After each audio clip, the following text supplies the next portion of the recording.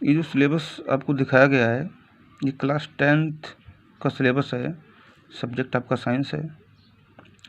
10th level पर science को 3 categories में डिवाइड किया गया है, फिजिक्स, केमिस्ट्री और बायोलॉजी।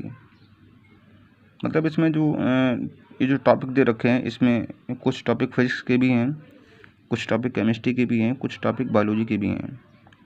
तो इसमें जो आपको टॉपिक फिजिक्स के पढ़ने हैं उसमें फिजिक्स के कौन कौन से टॉपिक हैं उसमें चैप्टर नंबर 10 ये फिजिक्स का टॉपिक है। आपको नोट कर लीजिए कि फिजिक्स में आपको कौन कौन से टॉपिक स्टडी कर रहे हैं।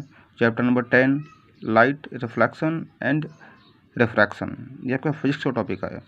चैप्टर नंबर 11 ये भी आपका फिजिक्स का टॉपिक है।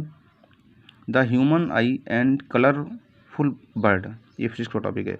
Chapter number 12 electricity, this is the topic of the physics. Chapter number 13, this is also topic of the physics, magnetic effects of the electric current. And chapter number 14 is the topic of physics and name of this topic sources of energy. This is the last topic of the physics. ये physics का आपका last topic है। तो physics के कितने topic हो गए? 1, 2, 3, 4 और 5। These are the 5 chapters of the physics. तो इसमें हम सबसे पहले जो चैप्टर स्टार्ट करेंगे, we will discuss chapter number 10। The name of chapter 10 light, reflection and refraction. तो सभी बच्चों से मैं अनुरोध करूँगा कि फिजिक्स की कॉपी अलग आपको बनानी पड़ेगी, केमिस्ट्री की कॉपी आपको अलग बनानी पड़ेगी और बायोलॉजी की कॉपी आपको अलग बनानी पड़ेगी। तो सबसे पहले हम चैप्टर नंबर 10 को देखते हैं। तो चैप्टर नंबर 10 क्या है?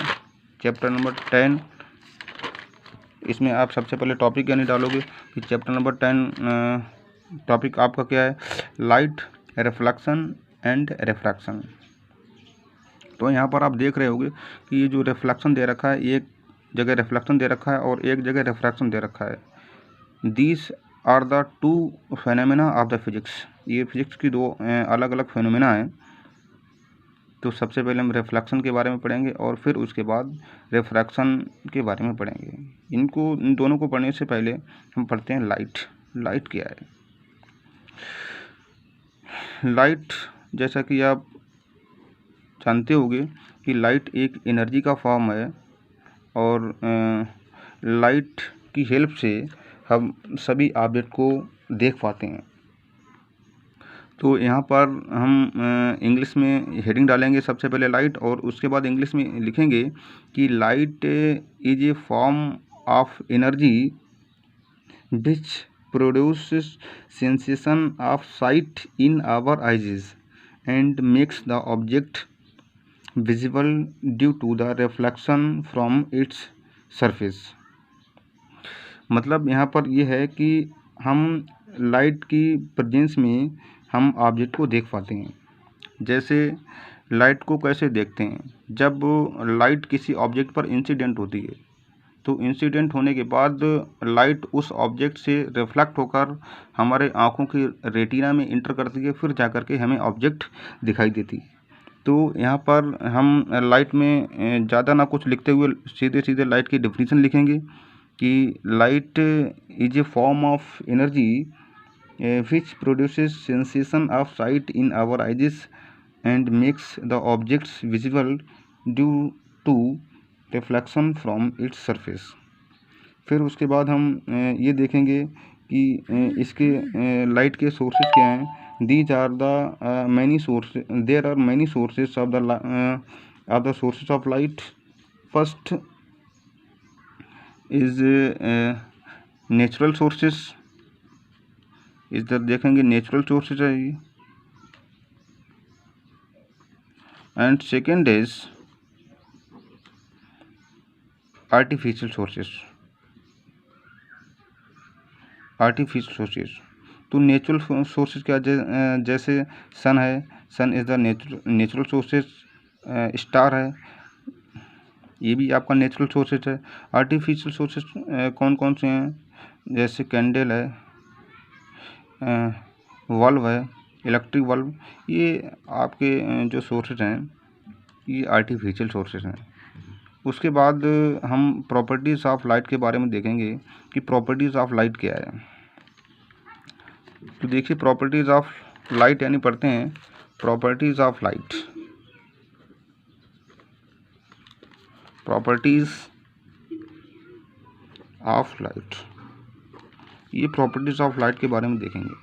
There are many properties of the light. First properties of light is, इसमें से अगर हम किसी बच्चे से ये पूछना चाहें कि क्या लाइट को किसी ने देखा है, तो आपसे मैक्सिमम स्टूडेंट्स का ये जवाब होगा कि सर लाइट को नहीं देखा है। बट हम लाइट की प्रेजेंस में जो रखी हुई ऑब्जेक्ट्स हैं उनको क्या कर पाते हैं, देख पाते हैं। विदाउट लाइट के हम किसी भी ऑब्जेक्ट को नहीं देख पाते यार। सपोज कीजिए कि इस संसार में सिर्फ अंधेरा ही अंधेरा होता तो क्या होता? क्या जीवन की कल्पना की जा सकती थी? नहीं। तो बगैर लाइट के जीवन के बारे में सोचना भी बेकार है। तो हम देखेंगे properties of light. There are many properties of the light. First properties of light, light is invisible. Light क्या है? इनविजिबल है। लाइट अदृश्य होती है। लाइट क्या है? अदृश्य है। But presence of it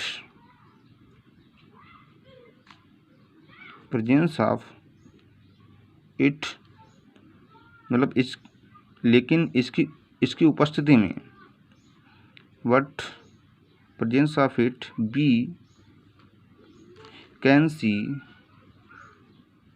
all objects. इसकी प्रेजेंस में हम सभी ऑब्जेक्ट को देखते हैं। फिर नेक्स्ट इसकी प्रॉपर्टीज देखेंगे। नेक्स्ट इसकी प्रॉपर्टीज क्या है? नेक्स्ट इसकी जो प्रॉपर्टीज है कि light travels in straight line. Light travels in straight line. Light जो है वो एक सीधी रेखा में चलती है। Light travels in straight line. Light travels in straight line. Third properties देखेंगे कि थर्ड इसकी प्रॉपर्टीज क्या है। Light can travels in vacuum. Light vacuum में ट्रेवल कर सकता है। वैक्यूम का मतलब है निर्वात, जहाँ पर कुछ नहीं होता है, एयर भी नहीं होती वहाँ पर। फोर्थ प्रॉपर्टीज़ को देखेंगे। फोर्थ इसकी प्रॉपर्टीज़ क्या है? Light travels in the form of electromagnetic wave. Form of electromagnetic wave. Electromagnetic wave, light electromagnetic wave की फॉर्म में चलती है। 5 प्रॉपर्टीज देखेंगे। इसकी फिफ्थ प्रॉपर्टीज क्या है? इसकी जो फिफ्थ प्रॉपर्टीज है वो ये है कि जो लाइट है, मैंने आपको बताया था इसमें फोर्थ प्रॉपर्टीज में light travels in the form of electromagnetic wave. मतलब लाइट इलेक्ट्रोमैग्नेटिक वेव की फॉर्म में ट्रेवल करती है या चलती है। अब इस इलेक्ट्रोमैग्नेटिक वेव की जो स्पीड होती है वो कितनी होती है? तो यहाँ पर ये देखेंगे the speed of light, bracket में लिख सकते हैं इलेक्ट्रोमैग्नेटिक वेव। इलेक्ट्रोमैग्नेटिक वेव यहाँ पे थोड़ा वीडियो नहीं बन पा रही इसकी सही से। Electromagnetic wave speed of light is 3 lakh kilometre पर सेकेंड। इसको ऐसे भी लिखा जा सकता है 3 × 10⁸ मीटर पर सेकेंड। मतलब 1 सेकेंड में लाइट कितने मीटर की डिस्टेंस कवर कर लेती है? 3 × 10⁸ मीटर की डिस्टेंस कवर कर लेती है। मतलब 1 सेकेंड में लाइट 3 × 10⁸ मीटर की डिस्टेंस कवर कर लेती है। मतलब यहाँ पर ऊपर देख सकते हो आप 1 सेकेंड में 3 लाख किलोमीटर की डिस्टेंस ये कवर कर लेती है। फिर उसके बारे में अब हम पढ़ेंगे इसमें जो चैप्टर का नेम था आपका लाइट रिफ्लेक्शन एंड रिफ्रैक्शन, वो हम पढ़ेंगे रिफ्लेक्शन ऑफ लाइट। सबसे पहले यहाँ पर देखेंगे, हेडिंग डालेंगे रिफ्लेक्शन ऑफ लाइट। ये आपका रिफ्लेक्शन ऑफ लाइट है। सबसे पहले इसमें हेडिंग ये डालेंगे रिफ्लेक्शन ऑफ लाइट। और रिफ्लेक्शन ऑफ लाइट है क्या, इसको देखेंगे अभी। तो रिफ्लेक्शन ऑफ लाइट में सबसे पहले क्या करते हैं, एक स्मूथ सरफेस हम बनाते हैं। स्मूथ सरफेस, ये कोई एक चिकनी सतह है, एक मिरर ले सकते हैं इस तरीके से। ये एक प्लेन मिरर है और प्लेन मिरर पर आपने देखा होगा कि नीचे से एक ये पॉलिश की हुई है, ये पॉलिश की हुई है। यहाँ से क्या करते हैं, जब हम लाइट को क्या करते हैं, इंसिडेंट कराते हैं। इंसिडेंट का मतलब है लाइट को इस सरफेस पर डालते हैं। ये लाइट को हमने क्या किया, इस पर, इस स्मूथ सरफेस पर इंसिडेंट कराया। और इंसिडेंट कराने के बाद ये लाइट जो है वो रिफ्लेक्ट हो जाती है, लाइट बाउंस हो जाती है उसी मीडियम में। तो ये आपका क्या कहलाता है, रिफ्लेक्शन ऑफ लाइट। मतलब लाइट का बाउंस होना एक तरीके से उसी मीडियम में क्या कहलाता है। किसी भी जब लाइट को किसी सरफेस पर इंसिडेंट कराया जाता है तो लाइट का जो मैक्सिमम पार्ट होता है वो इस वाली, ये जो स्मूथ सरफेस है, ये जो चिकनी सतह है, इस स्मूथ सरफेस से क्या हो जाता है, रिफ्लेक्ट हो जाता है।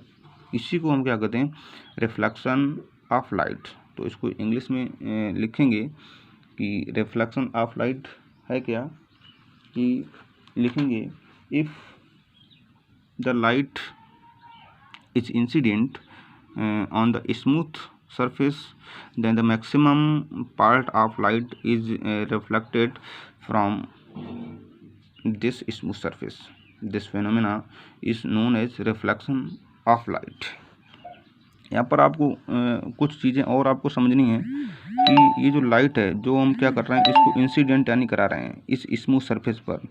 तो इस स्मूथ सरफेस के जिस पॉइंट पर ये लाइट इंसिडेंट हो रही है, तो इस पॉइंट को कहा जाता है point of incidence. Point of, और जो लाइट हम क्या कर रहे हैं, इंसिडेंट कर रहे हैं, इस लाइट को कहा जाता है इंसिडेंट रे।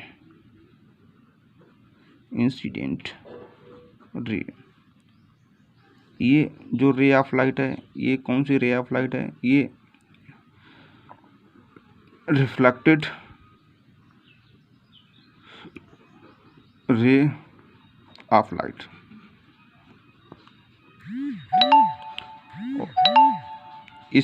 ये पॉइंट ऑफ इंसिडेंस है आपका। इस पॉइंट ऑफ इंसिडेंस से हम क्या करते हैं, एक नॉर्मल ड्रा कर लेते हैं। एक नॉर्मल हमने ड्रा कर लिया, ये नॉर्मल हमने बना लिया एन डैश। तो ये आपकी इंसिडेंट रे और ये आपका नॉर्मल है। इंसिडेंट रे और ये नॉर्मल है। तो इंसिडेंट रे और नॉर्मल के बीच जो एंगल बन रहा है, इस एंगल को कहा जाता है angle of incidence. Angle of incidence.